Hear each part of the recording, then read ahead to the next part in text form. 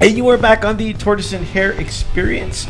You just heard the song The Harvester by the Barbarian Overlords, who we will be talking to momentarily. But as always, we always like to start off the show with an experience. We do. Max, I think you should go first in this. All right. Let's see. What's my experience lately? Okay, this is what's going on in my world. So I'm doing a film called The House of Manson with the fantastic Divany Pinn and Brandon Slade.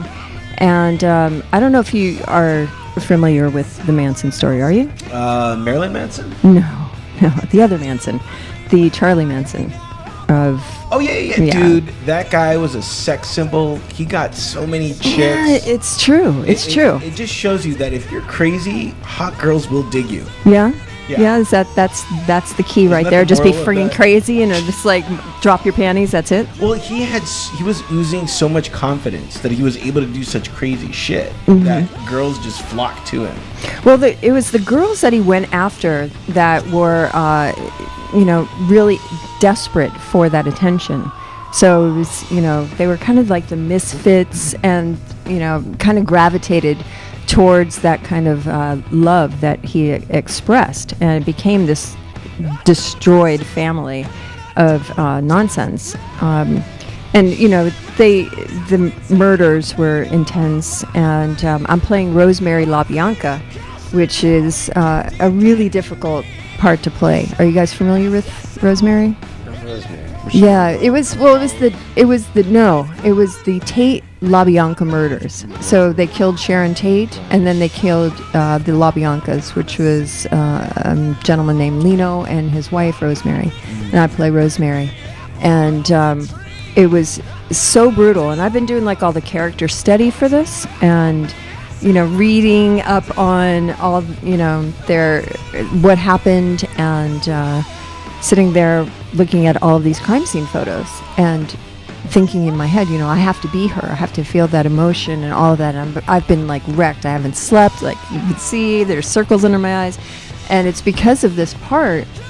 Just because I take what I do very serious, and it's it's kind of disturbing. I get stabbed 47 times. Well, but you live. No, I don't. No, but you. Well, I live, but yeah. So I've been doing that. My throat's a little sore from screaming. Yeah. So yeah, it's fun. Good times. That's my experience. My experience is today. I've been having a very manly experience. Had to go change out my tires. That's manly? Yeah. Come on. Changing out your tires, you're going to get it changed. Everybody changes their tires. Come on. But it's very manly because you're looking at the rubber and it's just like, yeah, I don't know. He feels that way when he looks at condoms too. Right? Yeah. Like, yeah, I'm changing my tires. It just made me realize that I need to get into the tire business. Because that's the one thing that's always going to be certain throughout the world. You're always going to need tires. Yeah. And that's what I'm kind of focusing on. Like, how am I going to make some extra dough? Really? And so I figured tires are always going to be needed. Tissue paper for your ass is always going to be needed. Right. And that's it for now. Because we may nice. not need gas, within the near future, but we'll always need tires. This is true. I have a friend of mine who owns some tire companies, Jake, and it's a great business. Yeah. Yeah, it is. That inspired me to like... I don't know how manly it is, but it's, whatever, rubber. Afterwards, I was inspired to go trim my balls. I was like, let me just, my ball hair was getting a little... La, la, la, la, la, la. I'm going to go back to the Manson thoughts right now because that is far more disturbing to me than any bloody crime scene could ever be. No, I did snip my balls, though. I will say that. And it's just like, I realized how sensitive my balls are. Like, it's one thing to get, like, hit in the balls, but it's another thing to just barely snip your balls and, like, the blood that was gushing out. That's kind of gross. That's gross. Yeah. That's gross. Yeah, so Yeah. Thanks for sharing that experience with us. Well, speaking of having a manly day, we have a very manly band on today, Barbarian Overlords, which you can find at barbarianoverlords.com. And we just, again, heard the song The Harvester, and we are actually previewing their album, which on Saturday, people, guess what? They are going to be doing the album release for Rise Up. And you can be there at Molly Malone's. I will have the link on the show notes. But I guess it's now time to welcome the Barbarian Overlords. Guys, welcome to the show. Welcome. Thanks for having us. Yeah, we want to know about any experiences you guys have been going through lately.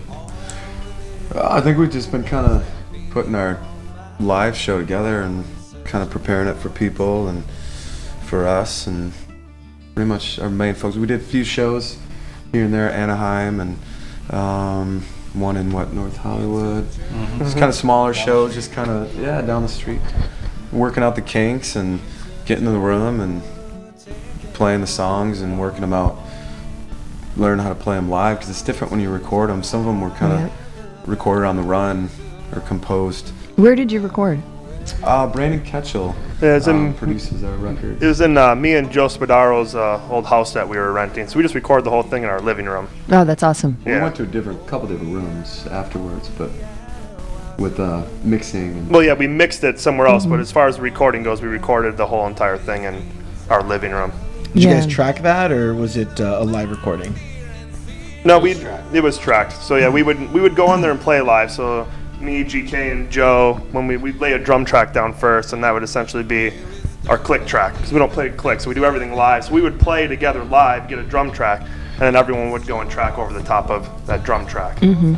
I can't imagine you playing with a click ever. I recently saw you playing at the Bonzo Jam at NAMM, which was phenomenal. Thank you. Those shows were awesome. One of the best drummers up there. It was so impressive. You know, I had not seen you before, and I seriously went, who the hell is that? Oh, cool. You know, that was really, really cool. Those shows are a lot of fun. I mean, John Bonham, he's the very reason why I play drums for sure. And Led Zeppelin is why I like music. In fact, I think Led Zeppelin is the greatest thing ever created. Nice. In anything. Are they better than the Beatles? Oh, for sure. Awesome. To me, I think so. Hey. Well, this guy will disagree. Yeah. Hey, these interviews, you don't want to get too touchy. Yeah. No, this is where you lay it all out. I like the Beatles a little bit. Very nice. And Joe, you're working with Sir Paul right now, aren't you? Yeah, we're doing a film. That sounds wonderful. Yeah. You and the same song. We're doing a film called High in the Clouds for Paul McCartney over at RGH Entertainment, where I do visual effects. But that leads us into a portion of the band I think that's very important, is the visual portion. Both myself and Brandon are in visual effects, and GK does graphics as well. So they put together the album covers, the T-shirts, the music videos, all of that based on what we do for a living. So that's always fun. How'd you come up with that name? Actually, an old friend of mine. You guys have played the game Guitar Hero, right? Sure. Obviously. Well, back in, I don't know, whenever that game came out, that was our band name in Guitar Hero, me and my friend. So one day, when I met Joe eventually, and he's like, "Oh, we got to get a band name. And there were a lot of really stupid names put up on that wall. On that whiteboard, from shit like Yellow Violet and stuff like that. Ask Captain Charisma here. You know? We had a whiteboard with maybe 50 or 100 Captain names. Charisma, that was at the top of the list. And the one a whiteboard with like 50 or 100 names, and then the one that lived, it had to pass a lot of tests. One, it had to be acquirable as a .com, and and it just had to stick, and you had to like it for a while. Yeah, so there's all those names were up there, and then we were just sitting around, and we didn't even really have a band yet. It was just the two of us. So I don't even really know why we were having that conversation to begin with, because we were just kind of playing music. I hadn't played drums in a long time. I didn't give it up, but I kind of stopped. And then Joe had this electric drum kit in a closet in his apartment, so I jumped into the closet and played drums on it. Haven't come out since. Yeah, right? And then just one day, I was like, let's call our band Barbarian Overlords. And then, I don't know, he was really into it. And it was all, yeah. I think I was more like that, but I don't think Joe was like that. And you slept in some tires that night. Yeah. Felt really manly. Changed my tires. It's funny because like you and Joe look very Barbarian-esque, where it's like the other two don't. Well, sometimes GK has a beard that's pretty insane, but he always goes through this facial hair identity crisis where he doesn't really know what he wants to do. Right. I had a mustache for a while. Beard. Yeah, I think it depends on the day. I think we all go through our barbarian phases. Once a year, I think. But I think when we're playing, I think we're overlording when we're all playing. Okay. So, Yep.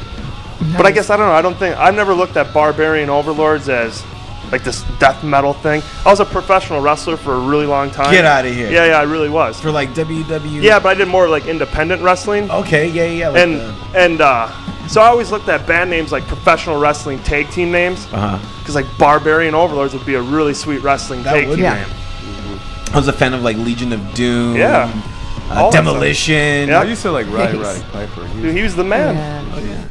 Yeah, Did you hear about Jake the Snake? That's the only one. He has cancer. Yeah. He'll live though. If crack can't kill that guy, neither will cancer. Okay. He did crack, really? What was I that didn't know really that. big guy? Andre Andre the Giant, yeah. He's pretty neat. I like Yeah. him, too. It was the old school wrestling thing. That's old school. Yeah, I do a lot of these autograph shows, and there's always the wrestlers that are they're signing. They're real protective of me, because sometimes I get some, kind Some of creepers. barbarian-esque people. So they're always like, throwing defense for me. There's a lot of they're awesome. similarities in the art form too. Back in the days when I used to go and watch some of Brandon's matches, the showmanship, the stuff that they do to rile the crowd, all the kind of stuff, it just lends itself to what we do as well. Yeah, you got to make the fans party. Yeah. Yeah, That's what it's all about. Away with an experience, Yeah, what makes your show different? I think it's the music. I think the music. Just the music, I would say. No one's really doing too much what we're doing today here in the Right. States, I feel. I think a lot of kind of what we're doing is being done in Europe with bands like Rival Sons and Graveyard and things like that. But not really too many things are going on in LA that I know of, similar to what we're doing.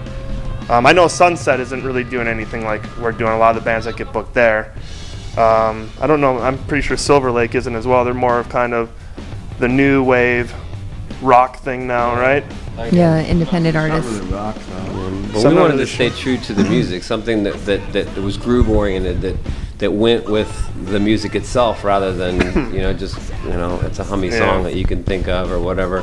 And that's why we went back to the roots that we felt was the strength of good blues rock. We're pretty much a jam band, we just kind of get together and we just start with some riffs and then it just kind of compiles together from there.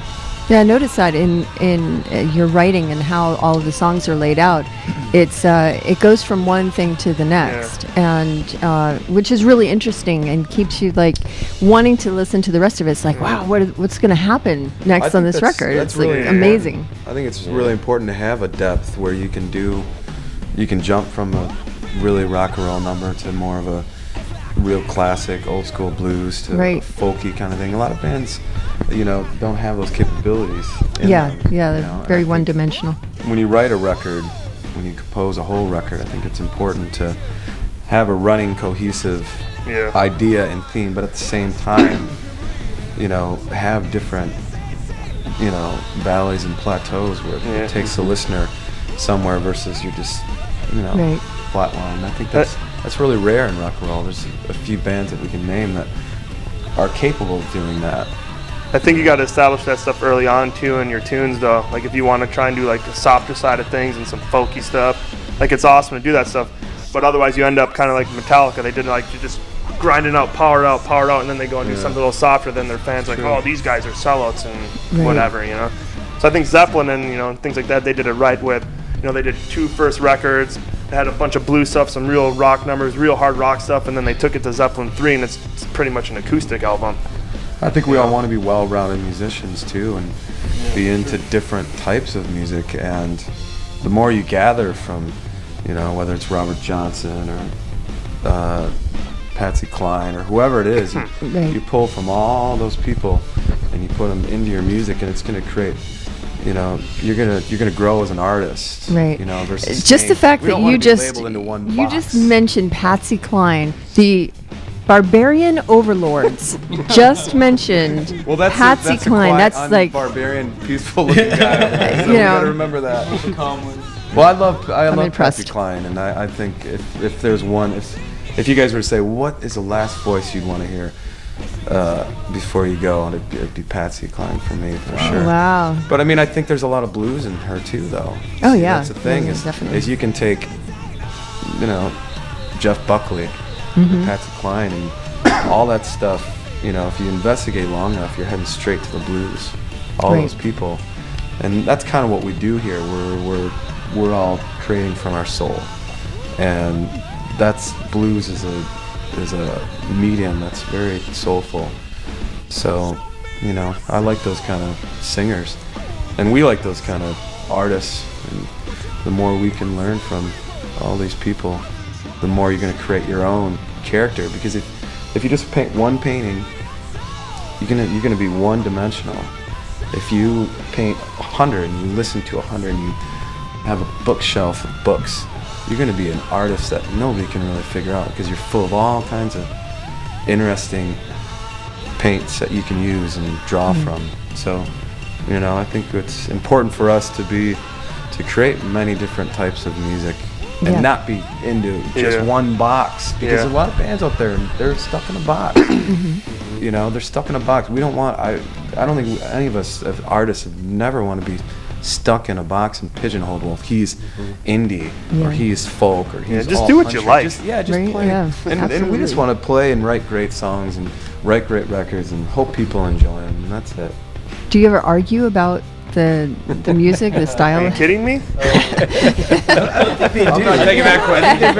I don't know. They seem very accepting. But I love you guys so much. Aw, isn't that They sweet? seem He's very such a liar. accepting. We get into brawls, I think. Really? Yeah, we get into if we get into really stupid, sensual stuff, if that's a as word. far as the music goes, I mean, I think everyone's pretty passionate about what they want to do, so they want to get their point. But in the end, it comes out the way. I mean, it really needs Yeah. to come out. It may sometimes it's whatever. There's a little hurdle here, but it always ends up being what it needs to be. I think.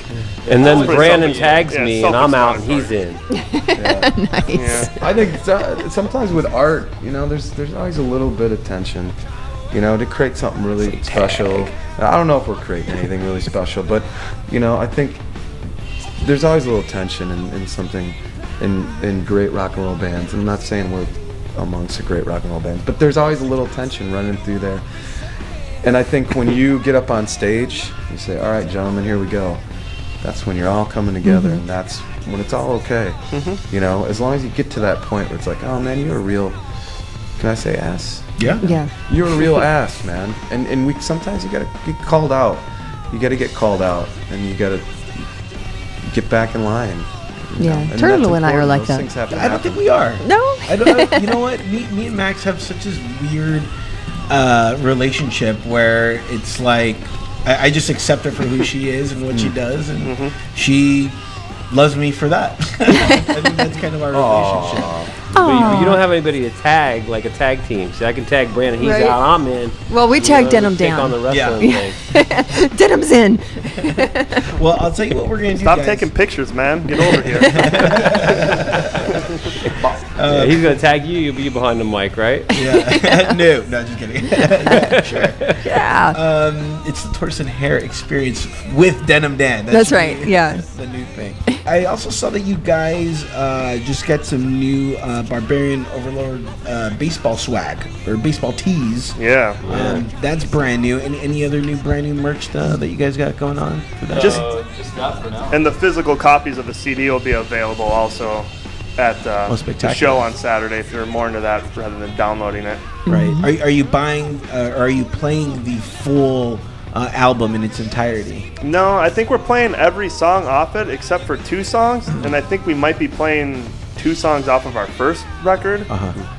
And then, yeah, I think we might pull out some other stuff too. It just all depends on time, I guess. Maybe a cover tune. Yeah. What covers do you guys do? We do a couple, some Zeppelin Zeppelin, ones. of course. Maybe a Beatles song. Possibly Patsy Cline. That'd be great if you guys could do Patsy Cline. That'd be Actually, so we wanted to do. We do a Little Richard song Care of the too. Blues. Long Tall Sally. We talked about doing In Care of the Blues, Patsy Cline, Nice. which is very. We could do a nice version of that, I think. Yeah, that's actually Yeah. the same But yeah, song we- as Misery from Pink. Yeah, And which it's I very- was a lot of singing other, when we went on the air. Laura Jones does a version of it from Night something, but it's just basically the same Doesn't Care of the arrangement. Blues, Patsy Cline? Well, it's all the same arrangement. It's just different words. Yeah, Mm-hmm. same 3 chords. The same basic chords, yeah. 3 chords Very- or 2. Thank you. That's- It's actually a very interesting blues arrangement, though. It differs from most blues. Very interesting. I'd like to follow that chain. I've been studying those versions in the last couple weeks of Nice. those different of that specific blues arrangement because it's different than your standard 12-bar blues. Did you go to school for music? Yeah. She's like, I went to school. Yeah, I took.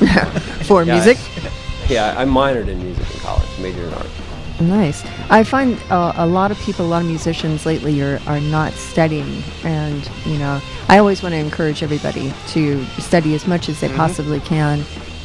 Get in there and take classes and learn music theory and history, because there's no more appreciation for music. So I'm always trying to encourage that. I don't know Well, about that, though, Max, and I'll say this. Ooh, it's because- gonna get ugly now. No, I don't think so, because I'm just, a smarter perspective. No, I think But- not. But here's the thing: there is an appreciation for music, because if you didn't appreciate it, then why would you be making Well, it? yeah, but but music appreciation is a little bit different. It's like really studying the masters and going all the way back, and where music came from and the different forms of it, and not just appreciating what's on the radio right now. So it's like, if you don't go back and listen to Patsy Cline or listen to the Beatles or Zeppelin, Or the Chattanooga Choo Choo. Exactly. No. No. Thank you. That was beautiful. I really Yeah. did that It was perfect timing. It was perfect. It was about to get ugly. It's like, no. Yeah. Well, you're But- entitled but- to your opinion. I'm entitled to mine. Yeah. I I'm think a both are musician, important, so though, aren't they? I mean, we'll go to the blood. like theory, right, is really important. Yeah. But you got these guys that study theory all their life. They have no feel. Right, And then exactly. there's the guy that just plays the harp and Right? feels it and doesn't think about what note they're playing, and that's a whole nother side of it. So I think you Yeah. got to bring those two worlds together. Right, a nice Otherwise, balance. it's not- yeah. I have that argument in my house growing up, because my oldest brother is the principal bassoonist for the Miami Symphony. He has zero feel for anything else than, he can do jazz, Listening? but he listens, but No, now is he listening now? oh, probably not. Yeah, that would be a miracle. Yeah, my family never listens to anything I do. No, but we would have that argument because we always wanted to jam, and everybody in my family is a musician, and we would jam all the time, and he just would be like, where's the structure in this? It's like, no, just let it go and just feel what the music is doing, and he can get it. Yeah, I think that's what all comes No down to. offense. You just gotta feel it out. You get to the point where you're good enough, I guess, and it just becomes something natural. I play guitar, and I play guitar specifically for myself. I'm my own audience. I don't play for anybody else. And when I am playing, I don't have feeling. It's very, just robotic. It's like, okay, now I'm going to change to this, and I'm going to change to that. So for me, I'm still trying to understand how to get feeling. And You'll get that with time. Yeah, Just, the it's more just you do it's it. from doing it over and over Yeah, and once over you do again. it, you just pick up the guitar. I mean, for me, guitar-wise, it took me a little while to get the feel. And then almost instantly, it's very strange. I picked it up the one day and I could run scales and I could do the blues all the way down. I woke up one day and I just could do it. It's very strange. And it was almost literal like that. So it takes time. You just got to get it in your hands Just all have the to keep at time. it. Yeah, I like to say it's like a language. If you were to learn Spanish tomorrow, you'd be going like, what's the word for C? I don't know. So you'd think about it too much, okay? Then once in the back of your mind, you know what C is, you know these 15 different words in the language, and you make a sentence, then now you're just thinking a thought through the language. Well, keep at it, kid. You'll get it. Yeah. Versus. Well, this all goes into JK, which, you know, who was a guitarist, but now he's converted to being a bass player. And I kind of want to know, you know, was it easy coming from guitar to bass and understanding that language? It's bass is completely different. It's like a similar instrument, but once I started playing bass, I actually had to start learning how to play bass, because I picked up a bass and started playing like guitar, and it's completely different. They're two completely different worlds, you know. And I always say if you're a bassist, you have to be a good dancer, because that's the beat. GK's got moves. yeah, I got some moves. You just have to, you know, you follow the drum, so you just have to, you know, be able to follow the groove. I think that's what it's all about. And as how, far as the bass. And your progression, tell me about that. His riffs are better My than a lot of progression. How's my bassists. progression on bass? You're pretty good. Yeah, let's take a vote, guys. Scale of 1 to 10. Scale 1 to 10. 10 being the best. Yeah. 4. Sorry, I'm still getting there, I guess. Yeah, a lot of bassists have trouble with very fast riffs, and you get a guitar player who's used to playing, you know, lead and rhythm and everything else, and then, you know, they take on the groove of a bass and learn the technique, and they can just rip. You know? See, GK is very rhythmic.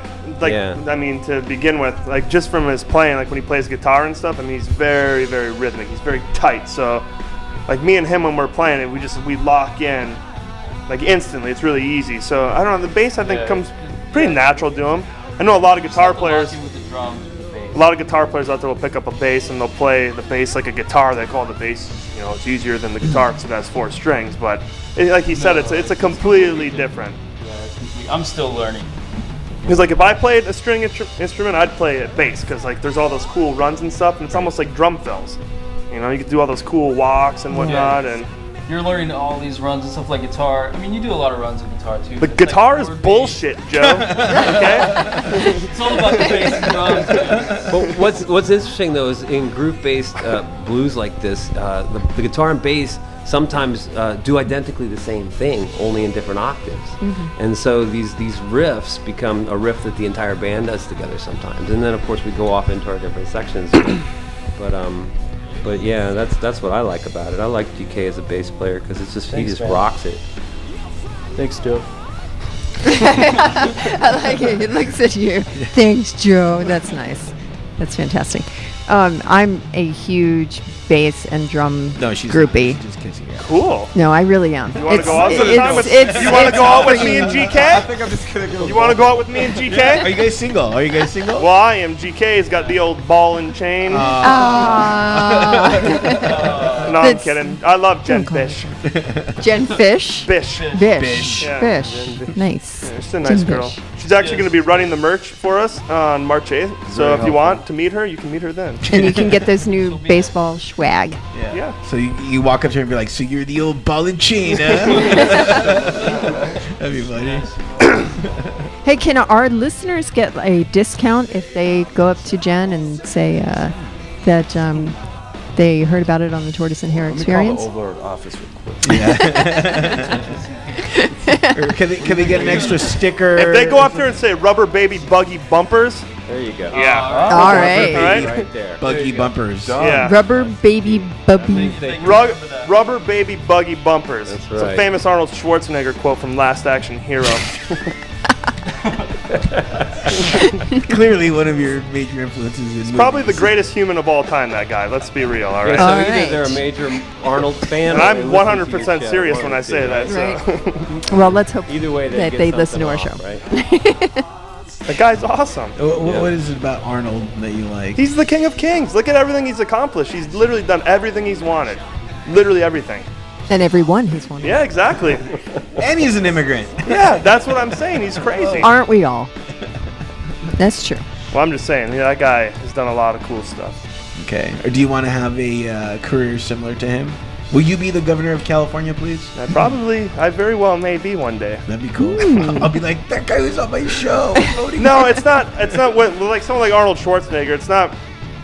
I don't want to do the things he's done. I just respect someone that just doesn't give a fuck about other than what he wants to do. I mean, I respect that a lot. I mean, Is that you? Do you? I think so. I'd like to think so. I kind of try to do what I want for the most part. Yeah. No, I'm kidding. That's because he doesn't have a ball and chain yet. No, I just He think won't be doing anything anymore. I don't know. I think Arnold is one of those. He sets on a goal, and he commits himself to doing it, and then he accomplishes. I just think he's one of those people that he just sees what he wants to do, and he knows how to make it happen. I just think not everyone has that, and I think he does. In a dark way, I'm seeing a similar thing with Charles Manson. Yeah, I mean, I'm definitely not a fan, but he didn't give a fuck, and he did what the hell he wanted, and I don't know. Yeah. Just like, is he You gotta also have your respect idol? for. You gotta have respect for Charles Manson to some degree, though. Look at what he was able to do. He's able to make people do what he wanted. That's insane. Who can do that? It's crazy. Think about Hitler? it. Yeah, I know. Well, that guy, he had a lot of power too. I mean, come on. Both of those. Granted, yeah, some of these guys are doing bad things, but you can't disagree. Like, Turtle. Yeah. like they're able to do things that other people can't. I mean, not every day you can go, hey, let's go kill 6 million people.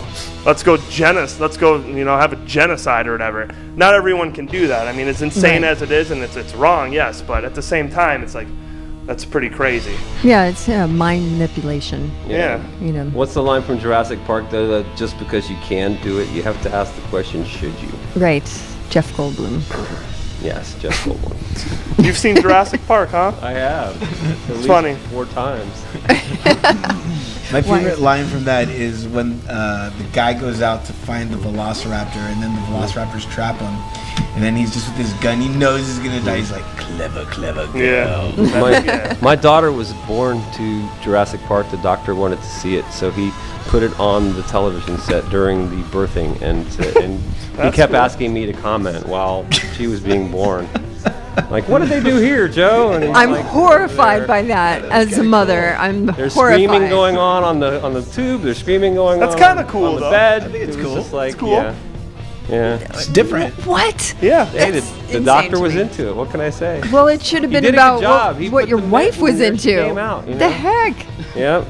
I wanted angels Well, they're divorced singing. now, so does it really matter Right. what his wife's into? Well, It was the doctor. Or the they're doctor, all about the sorry. doctor. The doctor's getting paid. That's right. He wanted Jurassic Park. He wanted the Right? screaming. It should be about the girl who has got her legs in the stirrups.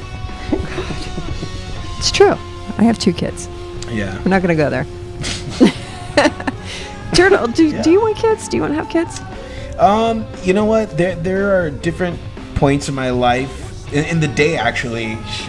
There's sometimes I do, sometimes I don't. Yeah. I'm a flip flopper. Sometimes I want to have kids, sometimes I don't.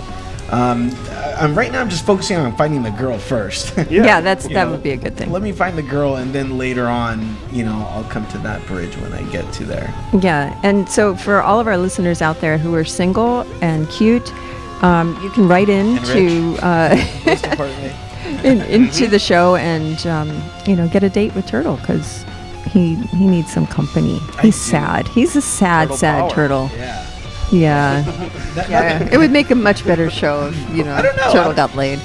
I'm just saying. I don't know if it would or not. It's funny though, because I just gave up all my porn. Recently I just deleted Why did you it. do that exactly?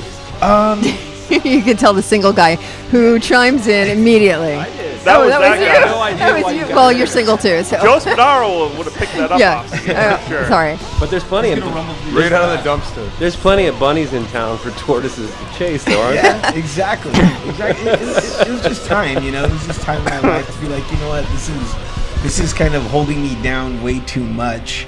It's keeping me from actually talking to girls because it's like, well, why go, talk to a girl when I can just watch something and get stimulated from that. So Interesting. It's keeping me from that. It's a lot easier. Because you can bring the girl in and you can both watch it. That's why. Oh, shit. There Well, you they're go. not really all into See? that though. Yeah, they're not. Well, that's unfortunate, but the good ones are. Listen to the Overlords. Okay. Well, we know who the pervert of the band is. Right?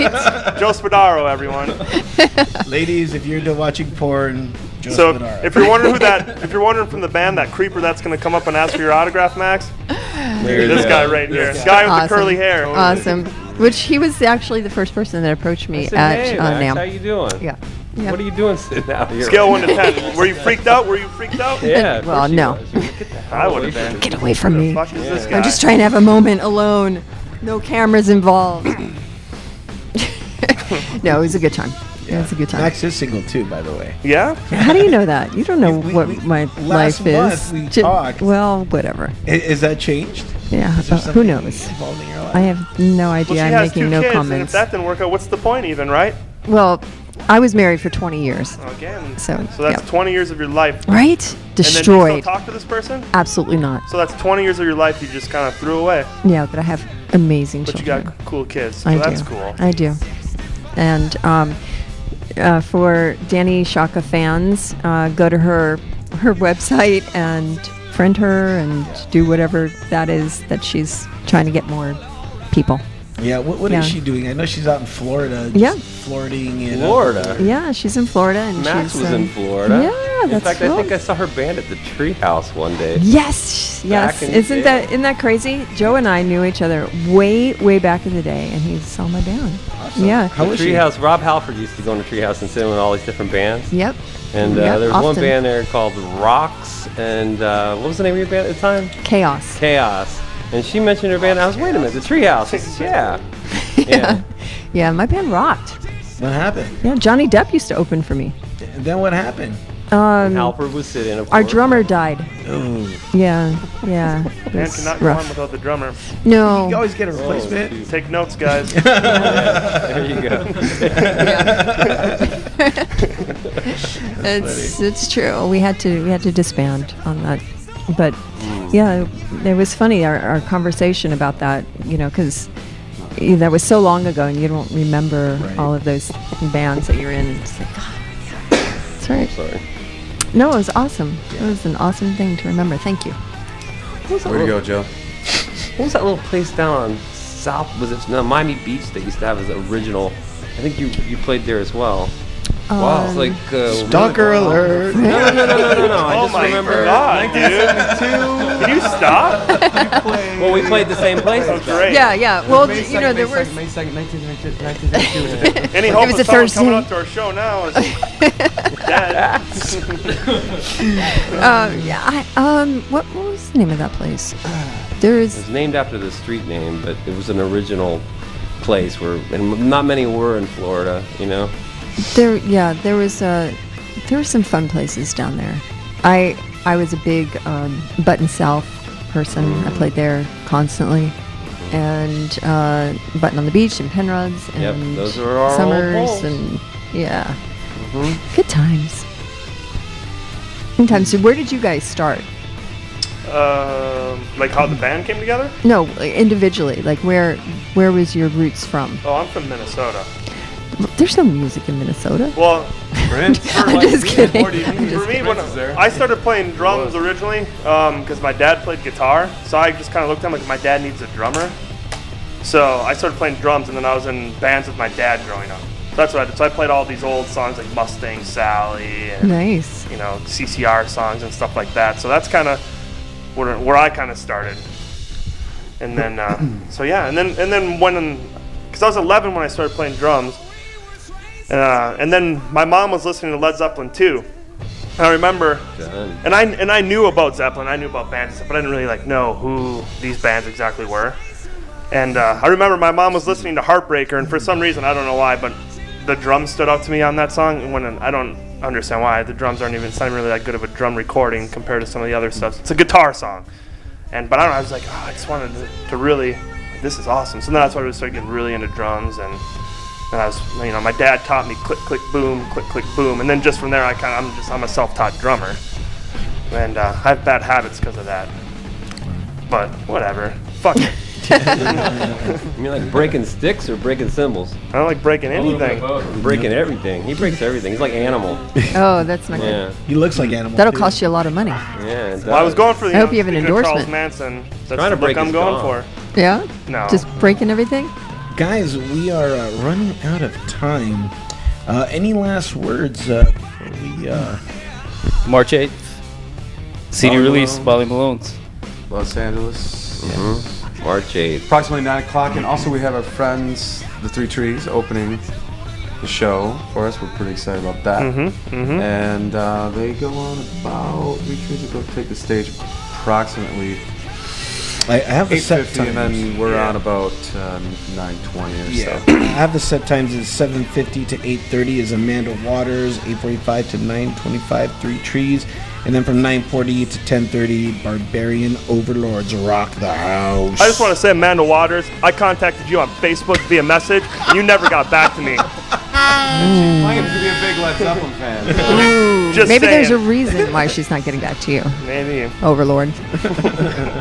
Guys, thank you so much for coming on the show. Really appreciate it. And thank you so much for letting us preview your second full-length album, Rise Up. Really appreciate it. For more information, contact them, barbarianoverlords.com, and we leave you with Eagle Eye.